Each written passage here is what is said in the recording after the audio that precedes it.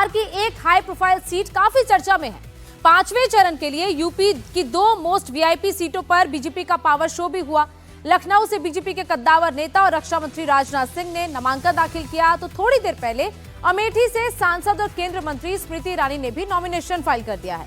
उधर बिहार के सारण में लालू यादव की बेटी रोहिणी आचार्य ने भी पर्चा दाखिल कर दिया। राजनाथ सिंह के साथ यूपी के सीएम योगी आदित्यनाथ मौजूद थे, तो वहीं अमेठी में स्मृति ईरानी के नामांकन में एमपी के मुख्यमंत्री मोहन यादव पहुंचे थे। वहीं बिहार के सारण में रोहिणी आचार्य, पिता लालू यादव, मां राबड़ी देवी, बहन मीसा भारती और भाई तेजस्वी यादव और तेज प्रताप यादव के साथ नामांकन दाखिल करने के लिए पहुंची थी। लेकिन आज सबसे ज्यादा चर्चा में जो सीट है वो है अमेठी। अमेठी इसीलिए क्योंकि ये कभी कांग्रेस का गढ़ रहा है। राहुल गांधी यहां से 3 बार सांसद बने हैं, लेकिन पिछले चुनाव में स्मृति ईरानी ने कांग्रेस के दुर्ग पर भगवा झंडा लहरा दिया था। स्मृति ईरानी इस बार फिर अमेठी से मैदान में हैं। आज बिहार की सड़कों पर स्मृति ने अपना दमखम दिखाया। नामांकन दाखिल करने से पहले जबरदस्त रोड शो किया। स्मृति के नामांकन में समर्थकों का सैलाब उमड़ा था। गौरीगंज बीजेपी दफ्तर से लेकर कलेक्ट्रेट तक पूरा रास्ता जय श्री राम के नारों से गूंज रहा था। स्मृति के समर्थकों का जोश हाई है, तो खुद स्मृति ईरानी भी अपनी जीत को लेकर पूरी तरह कॉन्फिडेंट है, लेकिन कांग्रेस ने अब तक अपने पत्ते नहीं खोले हैं। स्मृति ईरानी ने आज तीसरी बार अमेठी से नामांकन दाखिल किया है। इससे पहले 2014 और 2019 के चुनाव में भी उन्होंने नामांकन दाखिल किया था। 2019 के चुनाव में जब उन्होंने पर्चा भरा था तो राहुल गांधी से हारी हुई प्रत्याशी थी, लेकिन इस बार वो अमेठी की मौजूदा सांसद के तौर पर नामांकन दाखिल करने के लिए पहुंची और नॉमिनेशन फाइल करने के बाद राहुल पर उन्होंने हमला भी किया। वो अमेठी है जिसने 15 साल एक लापता सांसद के चलते इसी गौरीगंज में खाद की लाइन में खड़े किसानों की छातियों पर, पीठ पर लाठी पड़ते देखा इंडिया अलायंस का। इसलिए आज मैं कृतज्ञता के भाव से अमेठी के सभी परिजनों को, आपका आशीर्वाद नरेंद्र मोदी जी को कमल के फूल को मिले, ऐसा उनके शुभ चरणों में अपना ये निवेदन अर्पित करते हुए मैंने आज अपना नामांकन भरा। मैं अपने पार्टी के राष्ट्रीय अध्यक्ष श्री नड्डा जी को, माननीय प्रधानमंत्री जी को, माननीय मुख्यमंत्री जी को और विशेष अमित भाई को आभार व्यक्त करती हूँ। वहीं अपना नामांकन दाखिल करने से पहले स्मृति ईरानी ने अमेठी में जो रोड शो किया उसकी कुछ तस्वीरें आपको दिखाते हैं। गौरीगंज बीजेपी ऑफिस से लेकर कलेक्ट्रेट तक स्मृति ईरानी ने पावर शो दिखाया। उनके रोड शो में बीजेपी कार्यकर्ताओं के साथ साथ आम जनता भी उमड़ी थी। हर तरफ लोगों का सैलाब नजर आ रहा था। उनके साथ रथ पर सीएम मोहन यादव भी सवार थे। स्मृति ईरानी इस बार फिर अमेठी में कमल खिलाने के लिए पूरी तरह कमर कस चुकी हैं। 2019 में भारत की राजनीति में इतिहास रचा, जब अमेठी के साधारण कार्यकर्ताओं ने कांग्रेस पार्टी के राष्ट्रीय अध्यक्ष को उनके गढ़ में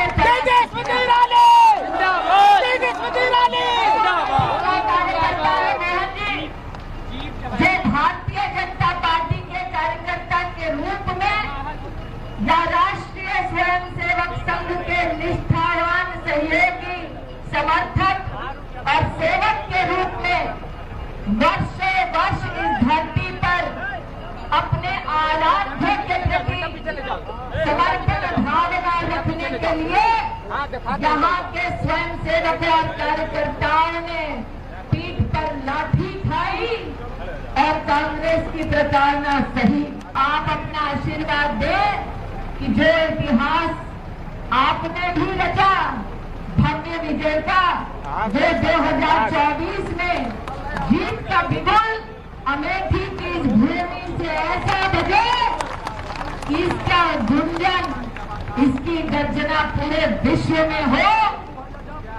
अमेठी फिर तैयार है मोदी जी कि अब की बात फिर आ रही मोदी सरकार है।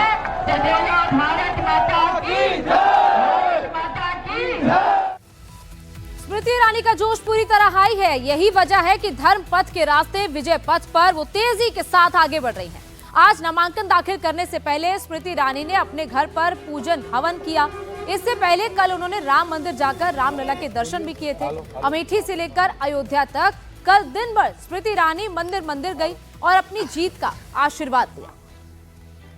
अमेठी में राहुल और स्मृति के बीच 2 बार टक्कर हो चुकी है। 2014 के चुनाव में राहुल गांधी जीत गए थे, तो 2019 के चुनाव में स्मृति ने बाजी मारी। उम्मीद राउंड 3 की है, लेकिन कांग्रेस की तरफ से अब तक राहुल के नाम का ऐलान नहीं हुआ है, जबकि बीएसपी ने अपना उम्मीदवार यहां से उतार दिया है। बीएसपी ने अयोध्या के रहने वाले रवि प्रकाश मौर्य पर दांव लगाया है। कांग्रेस की तरफ से अमेठी की जंग में कौन उतरेगा, इस पर सस्पेंस बरकरार है। राहुल गांधी, प्रियंका गांधी या फिर उनके पति रॉबर्ट वाड्रा, ये 3 नाम लगातार चर्चा में हैं। रॉबर्ट वाड्रा खुद अमेठी से चुनाव लड़ने की ख्वाहिश जता चुके हैं। वो लगातार कह रहे हैं कि उनको वहां से टिकट दी जाए। परसों रात हुई कांग्रेस चुनाव समिति की मीटिंग में अमेठी से राहुल और रायबरेली से प्रियंका की उम्मीदवारी को लेकर काफी देर तक मंथन भी हुआ था। बैठक में शामिल सीईसी के सदस्यों ने दोनों के उम्मीदवारों का समर्थन भी किया, लेकिन राहुल गांधी अमेठी से चुनाव लड़ने को लेकर अभी भी दुविधा में है। राहुल की पहली टेंशन ये है कि अगर गांधी परिवार से एक साथ 3 लोग संसद में रहेंगे तो इससे गलत मैसेज जाएगा। दूसरा टेंशन ये है कि अगर वो अमेठी से चुनाव जीते और उन्होंने वायनाड सीट छोड़नी पड़े तो इससे भी उन्हें नुकसान होगा।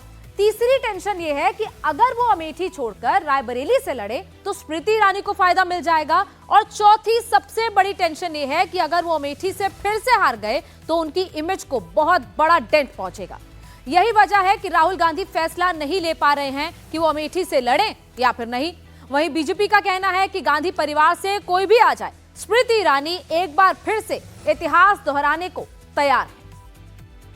क्या जबरदस्त प्रत्याशी हमारे बीच में है, हमारी बहन स्मृति ईरानी। अब कांग्रेसी जबरदस्ती ला ला के परेशान है, कोई प्रत्याशी नहीं आ रहा है उनके साथ। तू हाँ कर, कोई हाई नहीं कर रहा। अरे हाँ करे भी कैसे?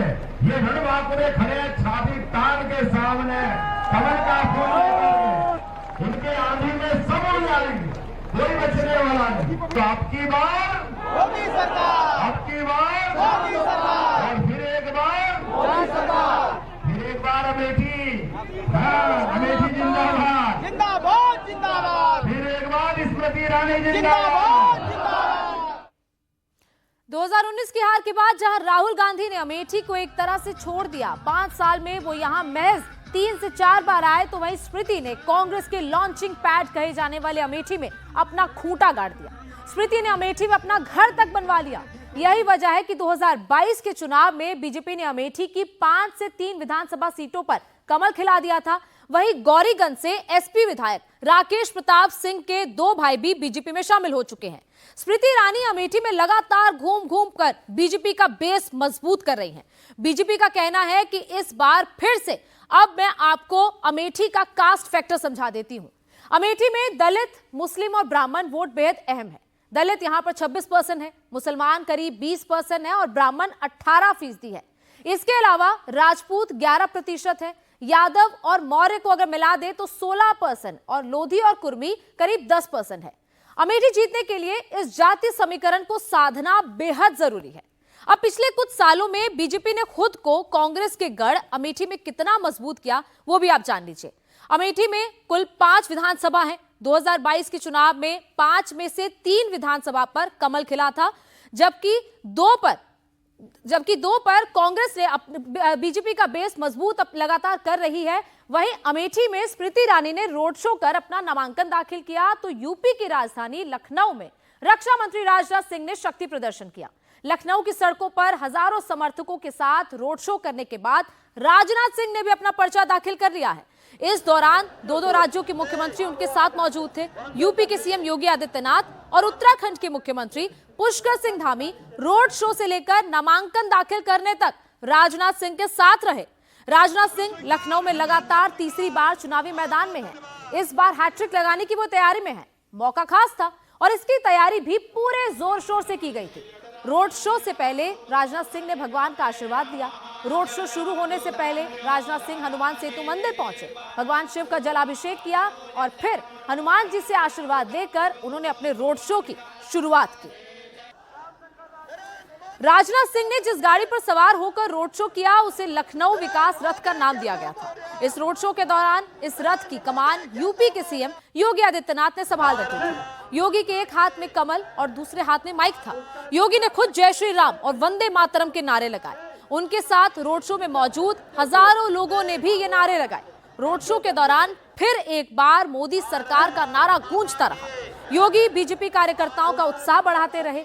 पूरे रोड शो के दौरान बीजेपी कार्यकर्ता नारेबाजी करते रहे। रोड शो में शामिल होने के लिए सिर्फ लखनऊ ही नहीं बल्कि दूसरे शहरों से भी बीजेपी के कार्यकर्ता वहां पहुंचे थे। लखनऊ को बीजेपी का अभेद दुर्ग माना जाता है और आप देखिए कि विजुअल्स में किस तरीके से राजनाथ सिंह भारतीय जनता पार्टी के कैंडिडेट हैं, वो फिलहाल आपको रथ में नजर आ रहे हैं। लखनऊ विकास रथ इसको नाम दिया गया है। डिप्टी सीएम ब्रजेश पाठक है, डिप्टी सीएम केशव प्रसाद मौर्य है, मुख्यमंत्री योगी आदित्यनाथ आपको नजर आ रहे हैं और किस तरीके से उत्तराखंड के मुख्यमंत्री पुष्कर सिंह धामी भी यहाँ पर पहुंचे हुए हैं।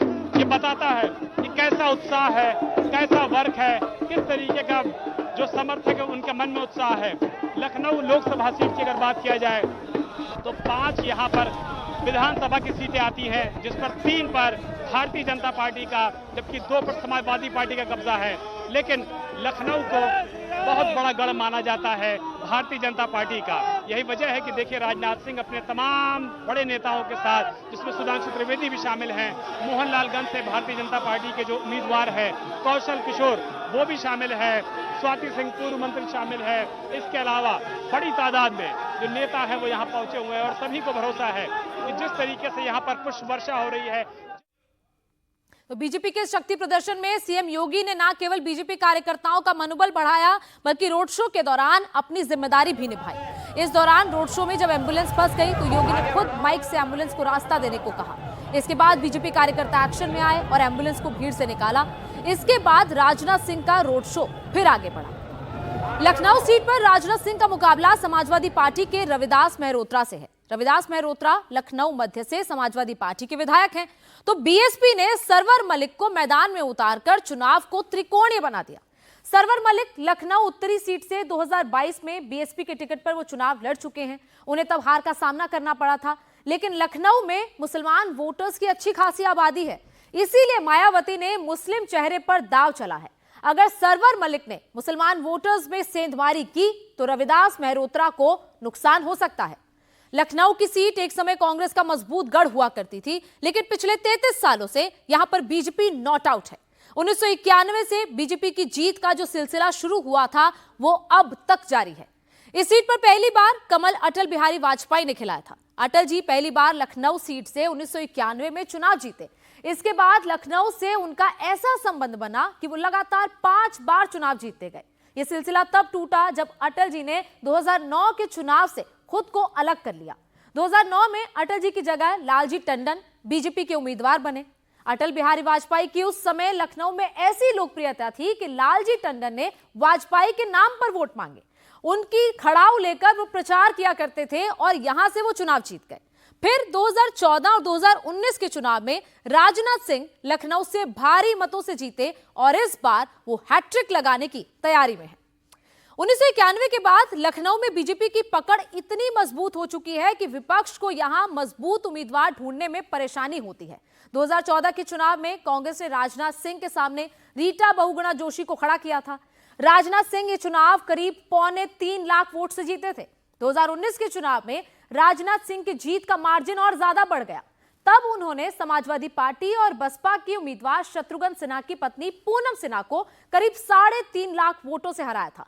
कांग्रेस के प्रमोद कृष्णम तीसरे नंबर पर रहे थे। लखनऊ सीट पर विपक्ष को आखिरी जीत 1989 में मिली थी। तब जनता दल की टिकट पर मानधाता सिंह चुनाव जीते थे। इसके बाद लखनऊ में अटल युग की शुरुआत हुई, जो 1991 से शुरू होकर 2004 तक जारी रही। इस दौरान वो लगातार 5 बार चुनाव जीते। हर बार अटल बिहारी वाजपेयी के खिलाफ उम्मीदवार बदलते रहे, लेकिन नतीजों का ट्रेंड वो नहीं बदला।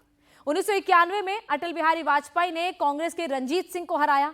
1996 के चुनाव में उनके सामने राज बब्बर थे। तो 1998 में समाजवादी पार्टी ने अटल जी के खिलाफ मशहूर फिल्मकार मुजफ्फर अली को उतार दिया। 1999 में जब अगला चुनाव हुआ तो विपक्ष का उम्मीदवार फिर से बदल गया। इस बार कांग्रेस के करण सिंह मैदान में थे, लेकिन करण सिंह भी अटल जी के विजय रथ को रोक नहीं पाए।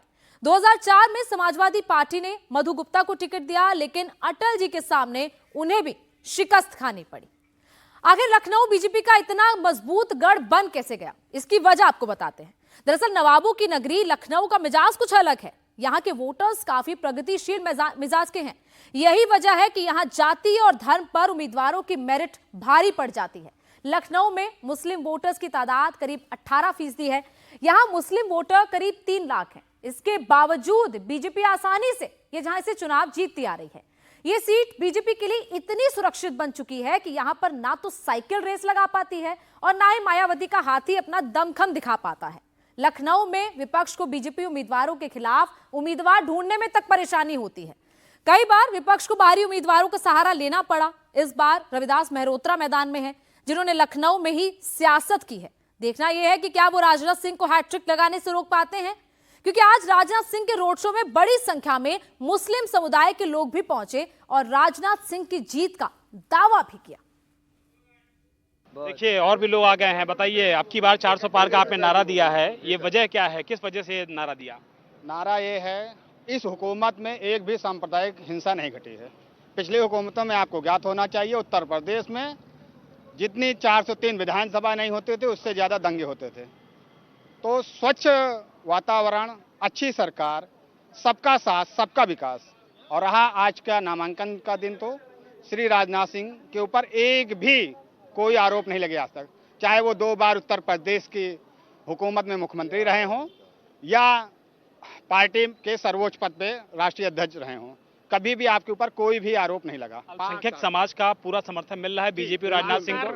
लखनऊ लोकसभा सीट से श्री राजनाथ सिंह जी को पूर्ण बहुमत मुस्लिम समाज का, अल्पसंख्यक समुदाय का पूरा समर्थन, सहयोग, सब कुछ है। अखिलेश जी तो बोलते हैं कि अल्पसंख्यक समाज का पूरा वोट समाजवादी पार्टी को मिल रहा है। उन्हीं कथाकथित कुछ प्रदेश के नेताओं के द्वारा एक विशेष समुदाय को डरा धमका कर कि वो आएंगे तो ये हो जाएगा। वो अब जरा आपको लखनऊ लोकसभा सीट के समीकरण पर नजर डलवाते हैं। लखनऊ लोकसभा सीट में विधानसभा की कुल 5 सीटें हैं। इसमें से 2 सीट लखनऊ मध्य और लखनऊ पश्चिम पर समाजवादी पार्टी का कब्जा है। बाकी की 3 सीटें लखनऊ कैंट, लखनऊ उत्तर और लखनऊ पूर्व पर कमल लहरा रहा है। लखनऊ में ओबीसी वोटर्स की संख्या करीब 5 लाख है, जबकि SC/ST वोटर्स 3.5 लाख हैं। इस सीट पर सवर्ण वोटर भी काफी अहम है। करीब 3.5 लाख राजपूत और ब्राह्मण वोटर किसी उम्मीदवार की जीत हार में बेहद अहम रोल अदा करते हैं। तो 2 लाख कायस्थ वोट और 1 लाख वैश्य वोटर्स को भी कोई पार्टी नजरअंदाज नहीं कर सकती है। यूपी में जहां लखनऊ में राजनाथ सिंह और अमेठी से स्मृति ईरानी ने नामांकन दाखिल किया, वहीं सारण सीट से लालू यादव की बेटी रोहिणी आचार्य ने भी आज अपना नॉमिनेशन फाइल किया। सारण में रोहिणी का मुकाबला बीजेपी के कैंडिडेट राजीव प्रताप रूडी से है। बिहार की इस हॉट सीट पर 5वें चरण में 20 मई को मतदान होना है। छपरा में रोहिणी के नामांकन के दौरान पूरा लालू परिवार एक साथ नजर आया। राजद सुप्रीमो और पिता लालू प्रसाद यादव, मां और पूर्व सीएम राबड़ी देवी, दोनों भाई तेजस्वी यादव और तेज प्रताप यादव और बहन मीसा भारती भी रोहिणी यादव के साथ दिखे। सारण लोकसभा सीट पर इस बार आमने सामने का मुकाबला है। इस बार बीजेपी के राजीव प्रताप रूडी हैट्रिक लगाने की तैयारी कर रहे हैं, तो वहीं लालू प्रसाद यादव ने उनके विजय रथ को रोकने के लिए रोहिणी आचार्य को मैदान में उतारा है। बात करने के लिए कितने दिनों से घूम कर मैंने क्षेत्रों की सभी समस्याओं को जाना, पहचाना और समझा है। मैं न किसी पर आरोप प्रत्यारोप लगाने और न ही नकारात्मक राजनीति करने के लिए यहाँ आई हूँ। विदेश के तमाम मौजूद सुख सुविधाओं को छोड़कर सारण को सुंदर, समृद्ध, आधुनिक और विकसित सारण बनाने के सपने को साकार करने। लालू परिवार को यह अच्छी तरह पता है कि इस सीट पर राजीव प्रताप रूडी के विजय रथ को रोकना आसान नहीं है। इसीलिए रोहिणी आचार्य नामांकन दाखिल करने से पहले ही चुनाव प्रचार में जुटी हुई हैं। लालू यादव 2004 और 2009 में यहां से चुनाव जीते थे और केंद्र में वो मंत्री बन गए थे।